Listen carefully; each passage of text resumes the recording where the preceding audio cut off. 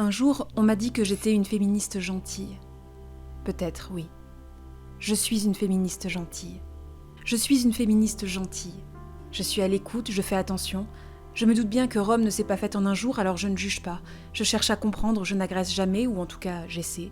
Je prends du temps, des heures, à discuter, à débattre. Pour rien, diront plein de gens, mais c'est pas grave, c'est au moins ça. Si une personne écoute, c'est au moins ça. Des heures à écrire, à échanger avec des hommes, des femmes, des humains qui n'ont pas du tout le même avis, ou qui ont un peu le même avis, ou presque le même avis. Je suis une féministe gentille. Je suis pleine d'espoir, je suis naïve sûrement, je crois en la rédemption, je crois en l'éducation, je crois qu'on peut se déconstruire, réfléchir, qui qu'on soit, d'où qu'on vienne, je pense qu'on peut se respecter. Je ne suis pas une féministe qui crie, qui fait peur, je m'en rends bien compte, ça me rend triste parfois. Mais je suis pas comme ça en tant qu'humaine non plus, je suppose que du coup je ne peux pas vraiment l'être en tant que militante et je me dis que c'est comme ça, c'est pas grave. Il faut de tout pour faire changer le monde, et je suppose que j'ai choisi la douceur, la force tranquille. Je suis une féministe gentille et je suis une féministe pro-sexe. Je crois fort qu'on peut choisir de faire ce qu'on veut avec son corps. Je pense que ce dernier n'est pas sacré, pas plus que la sexualité, qu'aucun des deux ne doit être sacralisé, qu'on doit être libre, qu'on peut être libre, mais qu'il faut protéger et pas attaquer, qu'il faut encadrer et pas réprimer. Je me suis fait mon avis après avoir écouté des travailleuses du sexe et des militantes, après avoir écouté des travailleuses du sexe heureuses ou malheureuses, fières ou repenties, pour ou contre le travail du sexe, après avoir écouté et lu des arguments d'un camp et de l'autre. Le sujet est vaste, compliqué, on a le droit d'être d'accord ou pas, dans tous les cas, on est respectable, et on doit être écouté. Je suis une féministe gentille, et j'ai pris position parfois contre mes propres sœurs sur certains sujets houleux, et j'ai défendu des idées que d'autres ne partageaient pas, mais je l'ai fait avec joie, avec intérêt pour mes partenaires de débat et leurs arguments. Oui, j'ai été et je suis parfois profondément en désaccord avec certains de nos courants, et je ne me suis pas sentie moins féministe pour autant. Il y a eu des scandales, des injustices, des récits d'impunité, et puis il y a eu Polanski et les Césars. C'était difficile pour le coup de séparer l'homme de l'artiste, parce que l'homme n'a pas été jugé. C'est comme ça que j'ai analysé ma colère en tout cas, ou était-ce un trop-plein ? Peu importe. Adèle est partie de la salle. La honte, elle a dit, et j'ai compris son geste, sa colère a fait écho à la mienne. Elle m'a fait du bien. Et puis Virginie Despentes a mis ses mots dessus, ces mots toujours durs, toujours justes, et l'écho a pris forme, et s'est mué en une seule voix. Virginie Despentes, je ne sais pas si tu la connais, mais c'est une auteure phare du féminisme. Je l'aime bien parce qu'elle fait ce que j'essaie de faire dans mes vidéos. Elle arrache la femme à son rôle de victime, quitte à employer les grands moyens, à la montrer violente, sans pitié, prédatrice, parce qu'une femme c'est avant tout un être humain et ça peut tout être.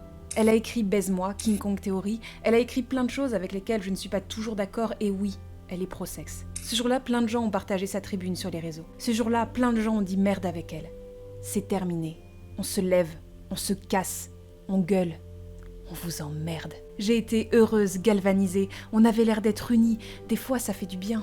Le lendemain, bien évidemment, retour de bâton. On déterre un de ses textes de 2015 sur les attentats. Normal, ceux qui cherchent à diminuer sa voix sont ceux qui ne sont bien évidemment pas d'accord avec elle. Normal, le texte en question n'a rien à voir avec les Césars. Normal, le texte est tronqué, mal compris, les extraits sortis de leur contexte. Normal, on saute à la gorge de celle qui a osé l'ouvrir. Rien qui puisse me faire recracher mon thé du matin en somme. Et soudain, qu'est-ce que je vois ici et là sur quelques groupes qui avaient pourtant partagé la tribune, dans la bouche de femmes qui se revendiquent féministes à plein poumon ? Des critiques sur le fait que Virginie Despentes soit pro-sexe et que peut-être ça remettrait en question ce qu'elle a écrit, ou tout du moins il faudrait s'en souvenir quand on lit la tribune, qu'il faudrait que Virginie révise son jugement, se mette face à ses contradictions. Et ça m'a rendue très en colère, mais contre mon propre camp. Et puis très vite, j'ai surtout ressenti de l'abattement. De l'abattement et un questionnement. Mais qui je suis, moi ? Je suis féministe aussi, ou pas ?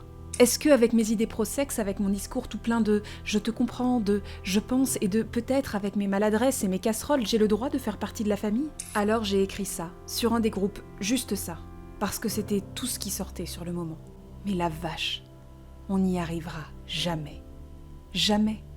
On n'arrivera jamais à combattre tout ensemble la sororité, on n'y arrivera pas. Comme Despentes, je suis féministe pro-sexe et je suis pour que les travailleuses et les travailleurs du sexe puissent exercer leur métier en conscience et sécurité. Mais jamais, jamais je n'irai chercher des poux à une sœur qui ne serait pas pro-sexe sur un sujet sur lequel nous sommes d'accord. Jamais. Merde, révisez votre vision du féminisme, révisez votre notion de combat. On s'unit, il faut s'unir sur ce sur quoi on est d'accord. D'où on dit bravo un jour et merde le lendemain, d'où ? Dans un monde où les femmes sont seules, vous jouez complètement le jeu du patriarcat. Tout va bien les mecs, on n'a plus besoin de vieux gars qui nous rabaissent quand on l'ouvre, on nous a appris à le faire entre nous, comme des grandes. Ça me dégoûte de nous voir nous pousser dans les orties les unes les autres et diminuer une parole juste, forte, nécessaire sous couvert de s'interroger quand même, parce que je crois pas qu'elle soit toute blanche la nénette finalement. Elle pense comme vous. On pense comme vous, d'où on se déchire sur le sujet de la pédophilie, d'où on s'engueule entre nous pendant que l'autre ramasse tranquillou ses Césars, sa bite et son couteau et se barre en douce. J'en peux plus de vous, de nous, sans déconner.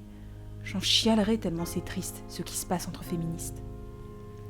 Je me suis souvenue de toutes les fois où on m'a fait sentir comme une militante de merde. Je me suis souvenue que les fois où on a remis en cause avec le plus de violence mes idées, mes convictions, toutes les fois où on m'a dit « tu es une mauvaise féministe, tu n'as rien compris, tu devrais avoir honte », toutes les rares fois où ma chaîne ou l'une de mes émissions où mon travail a été violemment critiqué et attaqué, c'était par une autre féministe. Hors des autres, je peux endurer la violence. Parce qu'on n'est pas du tout du même avis, qu'on croit en ce qu'on dit très fort, qu'on a des émotions qui rentrent en jeu très fort, qu'on se percute en frontal. Mais si on parvient à parler un peu, souvent, on arrive à une forme de dialogue. Même si personne ne bouge de ses positions, une forme d'apaisement dans le conflit, on n'est pas d'accord du tout, qu'il est facile de digérer. Mais avec celle avec qui je suis censée partager les bases les plus fondamentales de mon opinion, si ça explose parfois dur, fort. Ça explose comme si tout ce qu'on avait pensé et dit jusque-là, c'était de la merde. Ça explose comme si plus jamais il faudrait que je parle, tellement ce que je dis, c'est une énormité. Le résultat, c'est que je m'exprime moins en public sur les sujets qui fâchent. Le résultat, c'est que je redouble d'attention sur ce que je peux écrire, ce qui en soi est bien, mais que très souvent, face à une violence potentielle, je finis par renoncer à faire entendre mes opinions. Ce qui est moins bien. La vérité, c'est que comme souvent, je laisse la place à celles qui ont un avis tranché et qui crient fort, parce que c'est comme ça que le militantisme doit être et pas autrement, et tant pis si ça ne me correspond pas très bien. Si moi, qui aime tant débattre, qui suis sûre de mes idées, je ressens ça, que ressentent celles qui ont déjà peur de s'exprimer ? Elles se taisent.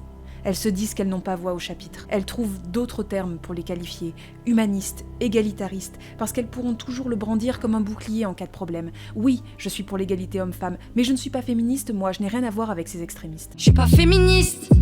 Le vrai terme, c'est humaniste. Et c'est comme ça qu'on annihile la voix des femmes. En la dispersant, en tellement de fragments qu'on ne l'entend plus clairement exprimer le grand cri du cœur que nous partageons toutes. Parfois, nous les féministes, on est notre propre ennemi. Et j'en peux plus de nous, sans déconner. J'en peux plus. Pourquoi on n'arrive pas à s'entendre ? Pourquoi on se tire dans les pattes ? C'est dû à quoi ? Pourquoi j'ai l'impression que les mecs se soutiennent entre eux ? Pourquoi ils donnent l'impression d'être unis même quand ils n'ont pas la même opinion ? Et pourquoi nous, on n'y arrive pas ? Pourquoi on s'engueule sur des mots, sur des termes, sur des détails ? Pourquoi on se saute à la gorge au moindre faux pas ? Pourquoi on se balance nos différences d'opinion à la gueule comme si on était les seules bonnes féministes qui existent ? Comme si toutes les autres avaient un bon gros train de retard sur leur militantisme ? Comme si on détenait la vérité absolue et qu'on l'avait toujours détenue ? Pourquoi on se tire dessus à bout portant entre nous ? Comment est-ce que des siècles de société patriarcale ont pu faire de nous des victimes du syndrome de Stockholm ? Et est-ce qu'on en guérit ? Ou est-ce que les principales adversaires des féministes, ça restera toujours les autres féministes ? Pourquoi on ne se protège pas les unes les autres ? Parfois, il y a de quoi être écœuré. De tout. Et de tout le monde. J'ai chialé, et puis je me suis reprise. Je crois en ce que je dis. Je n'ai pas de fierté mal placée, et s'il faut reconnaître ses erreurs, je peux le faire, je le fais. Je le ferai encore dans le futur. Mais j'ai autant le droit que les autres de m'expliquer, de m'exprimer, d'avoir une opinion. Ma vision du monde est une vision féministe. Je suis féministe. Oui, je suis plus qu'une féministe gentille, je suis féministe. Le féminisme, ce n'est pas juste un courant, ce sont des courants. Le féminisme, c'est vaste, et c'est se battre contre des choses qui semblent immenses et impossibles à faire bouger tant elles sont en place depuis longtemps. Tout le reste, ce sont des détails, comparés à ce qui nous unit toutes et tous, et qui devrait toujours nous unir tant que ce n'est pas atteint. L'égalité homme-femme, le respect des uns et des autres, un monde plus juste, qui qu'on soit. À toutes celles et ceux qui n'osent pas parler parce qu'elles ou ils ont peur de ne pas en savoir assez et de se prendre un retour de bâton de leur propre camp, continuez à poser des questions, continuez à apprendre, n'ayez pas peur, je vous en prie. Moi, j'ai commencé à me revendiquer féministe parce que j'ai pu poser des questions sans avoir peur de dire des bêtises, sans avoir peur de l'opinion de ceux d'en face. À toutes les gentilles féministes, quel que soit votre courant, continuez à diffuser de la bienveillance, de la naïveté peut-être. Continuez à faire valoir votre voix. Vous n'êtes pas moins dans le vrai parce que vous êtes moins absolue, vous n'êtes pas moins à votre place parce que vous êtes plus douce. Moi, si j'ai commencé à me revendiquer féministe, c'est parce que des femmes que j'admirais m'ont expliqué des choses calmement, sans me juger. C'est parce qu'elles n'avaient pas peur de s'affirmer, de revendiquer, parce qu'elles m'ont fait comprendre qu'exprimer une idée, défendre ses positions, c'est très important. Et se respecter les unes les autres, s'écouter dans un monde qui pendant si longtemps a fait la sourde oreille à toutes nos paroles, ça l'est encore plus. Enfin, à toutes celles et ceux qui ne savent plus qui elles ou ils sont, croyez-moi. Si vous croyez en l'égalité homme-femme, si vous pensez qu'un monde plus juste est possible, si vous croyez que personne dans l'ensemble de l'humanité ne mérite d'être mis à l'écart, d'être poursuivi, d'être attaqué, d'être diminué pour son genre, sa sexualité, son origine, sa couleur, sa religion, ses habits, si vous voulez la liberté, le respect, vous êtes féministe. Et on a besoin de vous.